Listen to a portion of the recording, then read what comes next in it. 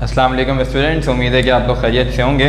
जैसा कि आप लोग जानते हैं कि हम लोगों ने तकरीबन इस चैप्टर के तमाम नुमेरिकल्स कर लिए हैं। लास्ट नुमेरिकल छोड़ा हुआ था, वो 11.11 था, वो मैं करवा रहा हूँ। ज़रा अच्छे से देखिएगा इस नुमेरिकल को और इसकी प्रैक्टिस कीजिएगा। इसके सारे क्वेश्चन मेरे पास इससे रिलेटेड हैं, वो तमाम आपको जो व्हाट्सएप ग्रुप में मिल जाएंगे। ठीक है, पास पेपर्स में भी ज़्यादातर जो है वो ये इसी टॉपिक के नुमेरिकल आते हैं, कार्नोट इंजन के और एफिशिएंसी वाले जो नुमेरिकल्स होते हैं कार्नोट इंजन के, वही आते हैं मोस्टली। काफ़ी सारे नुमेरिकल्स हैं, फिर बता रहा हूँ बार बार कि जितने भी नुमेरिकल आप लोग प्रैक्टिस करेंगे उतनी अच्छी प्रैक्टिस इसकी हो जाएगी। और जो है पास पेपर्स भी देख लेंगे इसके बाद। फ़िलहाल जो मैं नुमेरिकल्स भेजूँगा कराने के बाद वो लाजमी जो है वो प्रैक्टिस कर लीजिएगा बेटा उसकी। अच्छा, बहरहाल शुरू करते हैं। 11.11 कह रहे हैं आपसे कि the low temperature reservoir of a Carnot engine is at 7 degree centigrade and has an efficiency of 40%। अब देखें, सवाल शुरू करने से पहले दो बातें समझ लें कि इस ऐसे जितने भी नुमेरिकल्स होंगे उन तमाम नुमेरिकल्स के अंदर दो टेम्परेचर दिए हुए होंगे। ठीक है, एक होगा आपके पास लो टेम्परेचर और एक आपके पास होगा हाई टेम्परेचर। तो जब मैं थ्योरी पढ़ा रहा था इसकी, तो वहाँ भी मैंने बताया था कि जो लो टेम्परेचर होता है हम उसको जो है वो T2 से रिप्रेजेंट करते हैं और जो हाई टेम्परेचर होता है उसको हम T1 से रिप्रेजेंट करते हैं। ये बात हम ऑलरेडी जानते हैं। ठीक है, अच्छा, उसके अलावा जो है अब हम ये चाहते हैं कि हम जो है कार्नोट इंजन की इफ़िशियंसी बढ़ा दें। तो दो तरीके हमारे पास हैं इफ़िशियंसी बढ़ाने के, तो ज़रा याद रखिएगा इस बात को। देखें वो दो तरीके क्या हैं, आपके पास सवाल में लिखा हुआ होगा। मैं एक तरीका तो बता देता हूँ, क्वेश्चन में लिखा हुआ है। दूसरा क्या है वो भी बताता हूँ। देखें, सबसे पहले कह रहे हैं कि the low temperature reservoir of a Carnot engine is at 7 degree centigrade and has an efficiency of 40%। तो जो लो टेम्परेचर रिजर्वायर पर जो एफिशिएंसी है वो कितनी है, 40% है। ठीक है, अच्छा, फिर कह रहे हैं it is desired to increase the efficiency to 50%। अब ये चाहते ये हैं कि इसकी एफिशिएंसी 40% से क्या कर दें, 50% कर दें। अब दो तरीकों में से एक तरीका खुद डिफाइन कर दिया उन्होंने यहाँ पर, by how much degrees the temperature of hot reservoir be increased. अब सुनना ज़रा बात को, देखो क्या कहा कि जो भी तुम्हारे पास हाई टेम्परेचर होगा किसका, कार्नोट इंजन का। ये बात भी तुम लोग जानते हो कि कार्नोट इंजन जो है वो वर्क करता है बिटवीन 2 टेम्परेचर्स। सही है, एक हाई होता है और एक लो होता है। अब हाई टेम्परेचर को मज़ीद हाई करके भी हम एफिशिएंसी बढ़ा सकते हैं और लो टेम्परेचर के को मज़ीद लो करके भी हम क्या कर सकते हैं, कार्नोट इंजन की एफिशिएंसी बढ़ा सकते हैं। क्या मतलब हुआ सर कि लो टेम्परेचर की को मज़ीद डिक्रीज़ करके और हाई टेम्परेचर को मज़ीद इंक्रीज़ करके। लेट सपोज़ मैं मान लूँ कि कहीं पर जो है वो हाई टेम्परेचर मुझे दिया हुआ है 360 डिग्री सेंटीग्रेड, लेट सपोज। ठीक है, कुछ भी हो सकता है, कोई ऐसा मसले की बात नहीं। और एक जगह दिया हुआ है मेरे पास 7 डिग्री सेंटीग्रेड लो टेम्परेचर। मैं इस 7 डिग्री कोट के जो लो टेम्परेचर रिजर्वायर इसको मज़ीद कम कर दूं तब भी कार्नोट इंजन की एफिशिएंसी बढ़ जाएगी। ठीक है, और इसको क्या करूं, मज़ीद बढ़ा दूं तब भी क्या होगा, कार्नोट इंजन की जो एफिशिएंसी वो बढ़ जाएगी। आसान लफ्ज़ों में कहने का मकसद ये है कि दोनों टेम्परेचर रिजर्वायर के दरमियान जितना ज़्यादा डिफरेंस होगा उतनी ज़्यादा उस कार्नोट इंजन की एफिशिएंसी होगी। ठीक है, तो एक तरीका समझ में आ गया आप लोगों को कि सर यहाँ पर भी दिया हुआ है कौन सा, कि आप क्या करें कि हम हाई टेम्परेचर रिजर्वायर कितना इंक्रीज़ कर दें कि इसकी एफिशिएंसी जो है 40% से 50% हो जाए। ठीक है, अच्छा, अब मज़े की बात यह है कि हाई टेम्परेचर रिजर्वायर दिया हुआ ही नहीं है। सर जब हमें इनिशियली नहीं पता हाई टेम्परेचर रिजर्वायर तो हम बढ़ाएं कैसे। ठीक है, तो first of all by the help of low temperature reservoir हम निकालेंगे कि सर इसका हाई टेम्परेचर रिजर्वायर है क्या। ठीक है, उसके बाद फिर उसमें हम कितना इंक्रीमेंट कर सकते हैं वो फाइंड आउट करेंगे। ठीक है, फिर जितना इंक्रीज़ किया होगा यानी फाइनल हाई टेम्परेचर रिजर्वायर का टेम्परेचर होगा और जो इनिशियल हाई टेम्परेचर रिजर्वायर का टेम्परेचर होगा, दोनों को माइनस करके हम डिफरेंस निकाल लेंगे कि हमने इतना बढ़ा दिया और इसकी वजह से क्या हुआ, कार्नोट इंजन की एफिशिएंसी 40% से 50% हो गई। ठीक है, काफ़ी सवाल आपको पास पेपर से मिलेंगे, मेरे पास भी हैं, मैं सब सेंड कर दूंगा आप लोगों को। प्रैक्टिस कीजिएगा, जो बात समझ में आए मुझसे पूछ लीजिएगा। सवाल शुरू करते हैं, डाटा बनाते हैं। देखें क्या कह रहे हैं डाटा में आप लोगों से।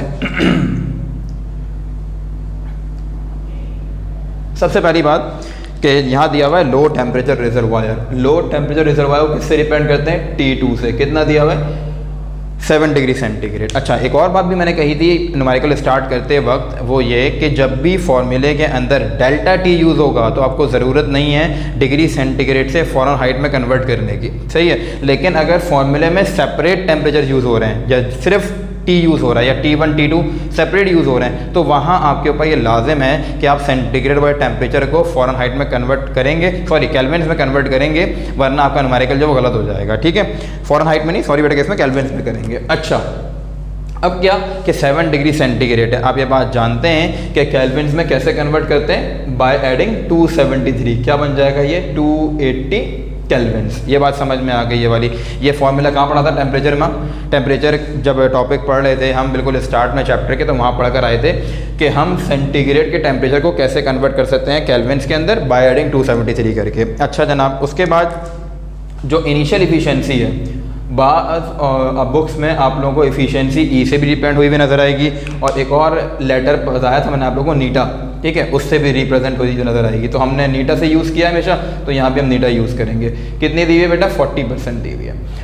और आपसे क्या चाहते हैं, कितनी कर दो?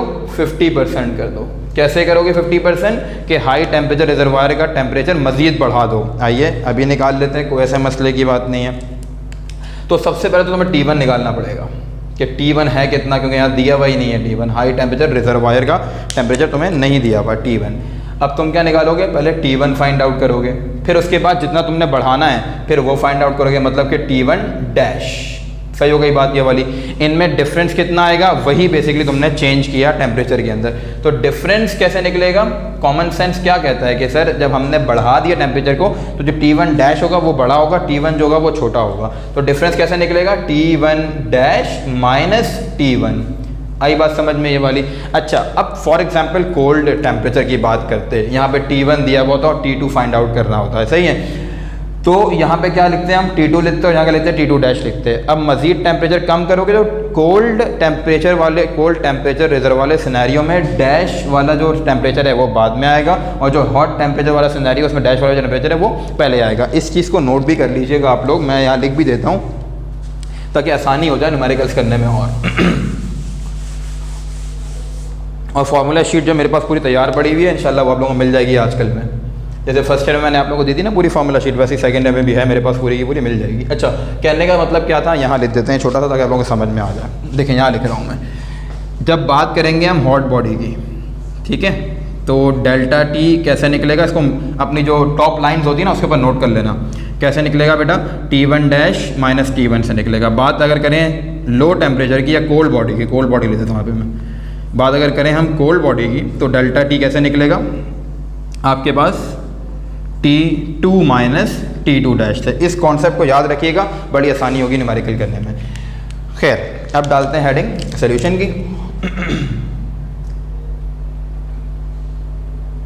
अब देखिए बेटा, क्या फॉर्मूला पढ़ा कर आया हूँ मैं आप लोगों को इफ़िशियंसी फाइंड आउट करने का। जानते हैं आप लोग कार्नोट इंजन की इफ़िशियंसी हमने फाइंड आउट की थी, तो क्या फॉर्मूला पढ़ा था? 1 minus T2 upon T1 multiply by 100। ये फॉर्मूला पढ़कर आए थे हम, सही है बेटा। अच्छा, पहले वाली इफिशिएंसी यूज़ करोगे कितनी है? 40%। क्या लगा दोगे यहाँ पे? 40। 1 माइनस T2 कितना है तुम्हारे पास? 280। T1 तुम्हें फाइंड आउट करना है, मल्टीप्लाई बाय 100 रिमेन सेम। 100 या मल्टीप्लाई हो रहा है, इधर आगे क्या हो जाएगा? डिवाइड। तो क्या बन गया? 40 अपॉन 100 इज इक्वल्स टू, अच्छा एक और बात सुनो, उसके बाद या T ये 1 है, यहाँ डिनोमिनेटर कुछ भी नहीं, तो एलसीएम ले लें। तो जब एलसीएम लेंगे क्या होगा? T1 जाके इससे मल्टीप्लाई हो जाएगा। क्या बन जाएगा? T1 minus 280 over T1। ये हमने ले लिया क्या? एलसीएम। आ गई बात समझ में ये वाली। अच्छा जनाब, उसके बाद क्या करें? ये हो रहा है रिड्यूस या डिवाइड कर दो। जब डिवाइड करोगे तो क्या बन जाएगा? 40 upon 100 0.4 is equals to T1 minus 280 over T1. T1 is dividing here. When it is shifted to the left hand side, it will multiply by 0.4. तो क्या बन गया? 0.4 T1 is equals to T1 minus 280। आ रही है बात समझ में ये वाली। अच्छा, फिर क्या होगा? माइनस 280 को वहाँ भेज दो, 0.4 को इधर ले आओ। अच्छा जी, कर लेते हैं। ये लें, 280 उधर चला गया, माइनस का था, प्लस का हो गया। T1 माइनस 0.4 T1 बन गया। अब यहाँ जो कोफिशिएंट है वो बेसिकली क्या है? 1 है। 1 में जब तुम 0.4 को माइनस करोगे तो क्या बनेगा? 0.6 बन जाएगा। अच्छा, बच्चे परेशान हो जाते हैं अक्सर कि सर ये तो आपके पास यहाँ कुछ है ही नहीं, तो माइनस कैसे करेंगे? तो बड़े ही बच्चों वाला कॉन्सेप्ट है, जब किसी वेरिएबल के साथ कोई नंबर नहीं लिखा हुआ होता है, कोई कोफिशिएंट नहीं होता, तो इसका मतलब क्या होता है? 1 है, ठीक है। तो 1 में से 0.4 माइनस कर दो, क्या बन जाएगा? 0.6। ये लीजिए, ये बन गया आपके पास क्या? 280 इज इक्वल्स टू 0.6 T1। अब क्या करूं? 0.6 मल्टीप्लाई हो रहा है, इधर आके डिवाइड हो जाएगा। तो यहाँ देख लेते हैं बेटा, क्या बन गया आपके पास? T1 इज इक्वल्स टू क्या बना था? 280 डिवाइड बाय 0.6। ये लीजिए, 280 डिवाइडेड बाय 0.6। कैलकुलेटर से वैल्यू फाइंड आउट कर लेते हैं फटाफट से, देखते हैं क्या आंसर आ रहा है इसका। 280 डिवाइड बाय 0.6, ये बन गया आपके पास 466.66। क्या आ गया बेटा? जो हॉट टेम्परेचर रिजर्वायर आया है वो कितना आ गया? 466.6 केल्विन। इसका मतलब जब 40% इफिशियंसी थी कार्नोट इंजन की तो उस वक्त जो हॉट बॉडी का टेम्परेचर था वो कितना था? 466.66 केल्विन था। अब हमने इस टेम्परेचर को बढ़ाना है, ठीक है। कितना बढ़ जाएगा, कितना बढ़ाएं, कैसे फाइंड आउट करेंगे? इफिशियंसी कितनी चाहिए बेटा? 50% चाहिए। तो सारा काम बिल्कुल ऐसे ही का ऐसे ही होगा, पर हम क्या निकाल लेंगे? T1 डैश निकाल लेंगे, ठीक है। तो आइए फाइंड आउट करते हैं। देखें क्या फॉर्मूला है इफिशियंसी का, फिर वही फॉर्मूला लगा रहा हूँ इफिशियंसी का। यहाँ क्या लगाऊंगा मैं? 𝛎2 is equals to 1 minus T2 over T1 dash multiply by 100। Dash क्यों लगाया? क्योंकि हमें वो टेम्परेचर चाहिए जो हमने बढ़ाया है, ठीक है।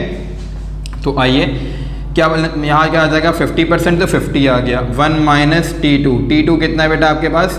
280 ओवर T1 डैश, ठीक है, मल्टीप्लाई बाय 100। अब 100 क्या हो रहा है? मल्टीप्लाई, इधर आके क्या हो जाएगा? Divide. 50/100 is equals to 1 minus 280 upon T1 dash. आ रही है बात समझ में ये वाली? जब तुम डिवाइड करवाओगे तो क्या बन जाएगा? 0.5 is equals to T1 dash minus 280 over T1 dash. T1 dash क्या हो रहा है? डिवाइड। ऊपर आके क्या हो जाएगा बेटा? मल्टीप्लाई। तो आओ इसको मिटा देते हैं डाटा को और फिर यहाँ काम कर लेते हैं।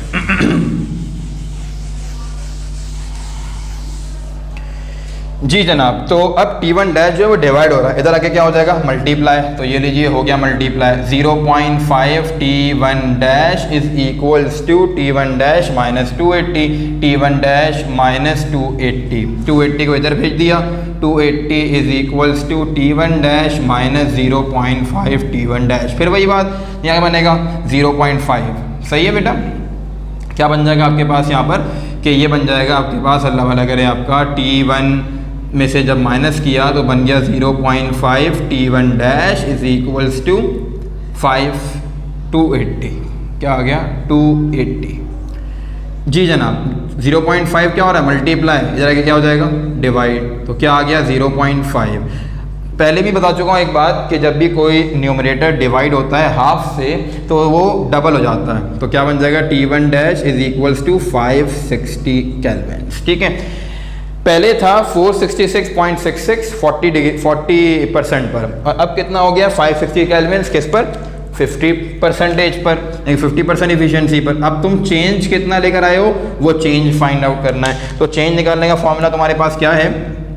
डेल्टा टी, जो मैंने मेंशन भी किया है ऑलरेडी। हॉट बॉडी में क्या करते हैं? Delta T equals to T1 dash minus T1। So क्या हो जाएगा? Delta T equals to 560 minus 466.66। जी बेटा, तो आंसर आपके पास आ जाएगा 93.4, यानी कि 93.4 केल्विन्स जब तुम डिफरेंस करोगे तो तुम्हारे पास इफ़िशियंसी कार्नोट इंजन की 40% से 50% हो जाएगी। आगे बात समझ में? इसको एक दो बार बिल्कुल अच्छे से देख लीजिएगा ताकि और अच्छे समझ में आ जाए। आगे बात, अच्छा अब क्या, ये न्यूमेरिकल पेपर में बहुत सारे आते हैं, ठीक है, ऐसे न्यूमेरिकल्स बहुत सारे हैं, तो उसकी प्रैक्टिस आप लोग कर लेंगे तो इंशाल्लाह समझ में आ जाएगी बात। अब हम करेंगे यहाँ पे बुक के न्यूमेरिकल सारे के सारे खत्म हो गए। अब हम स्टार्ट ले रहे हैं इसकी एग्जाम्पल्स, ठीक है बेटा। तो आप स्टार्ट लेते हैं इसके बाद इसकी एग्जाम्पल्स बुक की। अच्छा बच्चों, जो हमने लास्ट क्वेश्चन किया था वो कौन सा था? 11.11 था, जो कि बुक का आप लोगों का लास्ट क्वेश्चन था। अब हमने आज से जो है वो एग्जाम्पल स्टार्ट करनी है, और एग्जाम्पल्स को इतनी मुश्किल नहीं है, जो कि आपके पास पेपर में इंपॉर्टेंट होंगी, वो हम करते जाएंगे सारी की सारी, और नहीं भी इंपॉर्टेंट तो प्रैक्टिस की वजह से भी कर लेंगे, कोई ऐसे मसले की बात नहीं है। तो सबसे पहले जो एग्जाम्पल है वो हमारे पास कौन सी है? 11.1, और वो है पेज नंबर आपकी पेज नंबर 6 पे मौजूद है। आपको याद होगा हमने जब चैप्टर शुरू किया था तो पढ़कर आए थे हीट और टेम्परेचर के बाद थर्मल एक्सपेंशन का टॉपिक, तो उसमें लीनियर एक्सपेंशन पढ़ी थी और वॉल्यूमेट्रिक एक्सपेंशन पढ़ी थी, उसके कुछ न्यूमेरिकल्स हैं पहले वो निपटाते हैं। मैं टॉपिक वाइज हैं, जैसे टॉपिक्स पढ़कर आए थे ना, हम पहले थर्मल एक्सपेंशन पढ़ा था, फिर गैस लॉस पढ़े थे, फिर जनरल इक्वेशन पढ़ी थी, इस तरीके से आगे बढ़ते गए थे। तो उसी के रिस्पेक्ट से टॉपिक वाइज एग्जाम्पल्स हैं सारी, जिस ऑर्डर में टॉपिक्स पढ़ाए थे उसी ऑर्डर में जो है वो बुक की एग्जाम्पल्स भी हैं।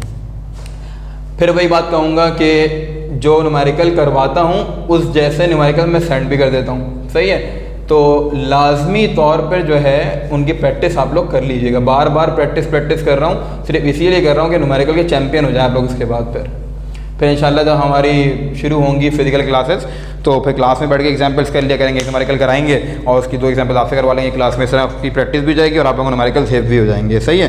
तो अभी फ़िलहाल तो यही कर सकते हैं कि आपको करा दें न्यूमेरिकल, और उसके अलावा जो उसके जैसे न्यूमेरिकल थे वो आप लोगों को सेंड कर दें। खैर 11.1 में क्या कह रहे हैं आपसे, 11.1 में आपसे कह रहे हैं कि a steel rod has a length of 10 metre at a temperature of 25 degree centigrade. Let suppose मेरा ये जो ब्लैक वाला मार्कर है वो एक स्टील की रॉड है, ठीक है, और इसकी जो इनिशियल लेंथ है वो कितनी है 10 मीटर्स है, और इस वक्त जो उसका टेम्परेचर है वो कितना है 25 डिग्री सेंटीग्रेड है।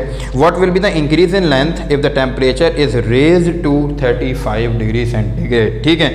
यानी कि जब मैं इसको 25 डिग्री सेंटीग्रेड से 35 डिग्री सेंटीग्रेड कर दूंगा तो ऑब्वियसली क्या होगा, लेंथ में चेंज आएगा, और लेंथ में चेंज आने को ड्यू टू हीट क्या कहते हैं हम, याद होगा आप लोगों को, लीनियर एक्सपेंशन कहते हैं, सही है।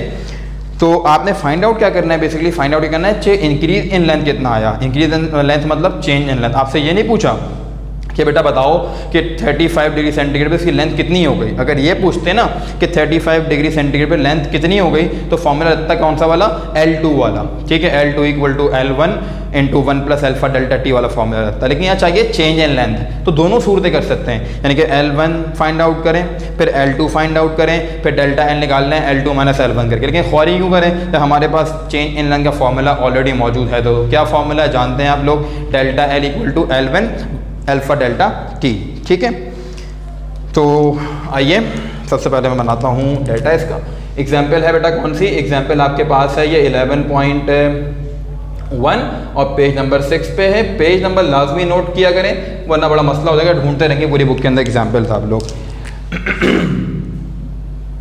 सबसे पहली बात तो ये है कि आपको जो इनिशियल लेंथ दी हुई है वो कितनी है बेटा, वो आपके पास है 10 मीटर्स, सही है। और जो इनिशियल टेम्परेचर है वो कितना है 25 डिग्री सेंटीग्रेड। कितना कर दिया उसके बाद 35 डिग्री सेंटीग्रेड कर दिया, सही है। चाहते क्या है, इंक्रीज इन लेंथ, मतलब कि डेल्टा L फाइंड आउट करना है।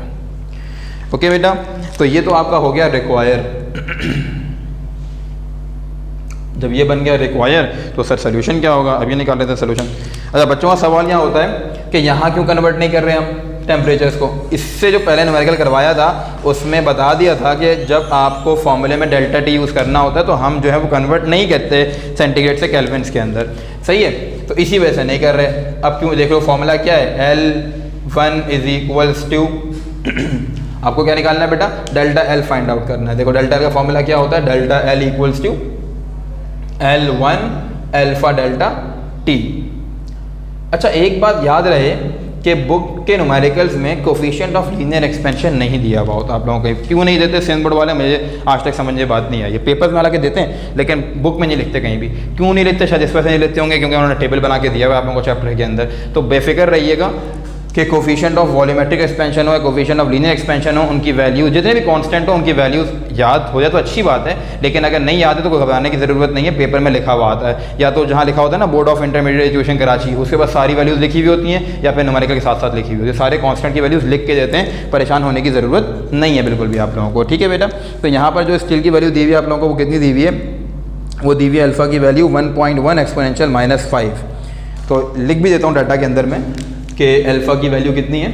अल्फ़ा क्या होता है, coefficient of linear expansion, exponential -5 kelvin, ठीक है। ये दी हुई है वैल्यू। तो सारी वैल्यूज पुट करते हैं यहाँ पर, put the values and get the answer. तो L1 क्या है 10 है, सही है। और ये आपके पास क्या है 1.1 एक्सपोनेंशियल -5। डेल्टा टी यूज़ हुआ है तो ज़रूरत नहीं है कन्वर्ट करने की डिग्री सेंटीग्रेड से केल्विन्स के अंदर। कैसे करेंगे, T2 माइनस T1 करते हैं, T2 माइनस T1 से डेल्टा टी फाइंड आउट हो जाएगा। डेल्टा टी तुम अलग से फाइंड आउट कैसे इसे पुट करा सकते हो और डायरेक्ट इसमें भी पुट कर सकते हो, कोई ऐसे मसले की बात नहीं है बेटा। तो क्या हो गया, delta L is equals to, जब 10 को मल्टीप्लाई करवाया तो बन गया ये 11.1 क्योंकि 11.1 कहने की ज़रूरत नहीं है आपको, 11 ही कह देता है पूरा पूरा। ये बन गया 11 एक्सपोनेंशियल -5 और ये क्या आ गया तुम्हारे पास, ये तुम्हारे पास हो गया बेटा T2 कितना है 35 माइनस 25। ऊपर कर लेते हैं delta L is equals to 11 exponential -5, थोड़ा बड़ा लिख देता ताकि आप लोगों को नज़र आ जाए कि delta L is equals to 11 exponential -5 multiply by 10। ठीक है, अब मल्टीप्लाई बाय 10 है, चाहो तो क्या कर लो 110 एक्सपोनेंशियल -5 भी कर सकते हो, और 10 की पावर 1 है तो -5 + 1 क्या बन जाएगा -4 बन जाएगा। तो चेंज इन लेंथ कितना आ गया तुम्हारे पास 11 एक्सपोनेंशियल -4 मीटर्स। और बहुत से लोग इसको ये भी कह सकते हैं कि आप एक डेसिमल प्लेस पीछे ले जाइए, जब एक डेसिमल प्लेस आप पीछे ले जाएंगे तो आंसर क्या बन जाएगा 1.1 एक्सपोनेंशियल -3 मीटर। दोनों आंसर सही होंगे, 11 एक्सपोनेंशियल -4 भी सही है, जब पीछे जाती है पावर यहाँ वो होगा ना पॉइंट, जब पावर पीछे जाती है प्लस होता है, आगे आती है तो माइनस होता है। ये बात जानते हैं आप लोग बहुत छोटे लेवल से। तो ये आपका क्या आ गया बेटा कि इतना जो है वो इंक्रीमेंट आया होगा उस स्टील रॉड के अंदर, और यहाँ पर जो है वो इसका आंसर आ गया और पहली एग्जाम्पल भी आपकी ख़त्म हो गई। ठीक है, तो आज के लिए इतना काफ़ी है बेटा। अब हम नेक्स्ट क्लास में जो है बाकी की 2 एग्जाम्पल 3 एग्जाम्पल्स करेंगे। तो नहीं समझ में आया तो मुझसे पूछ लीजिएगा। जज़ाकल्लाह खैर बेटा।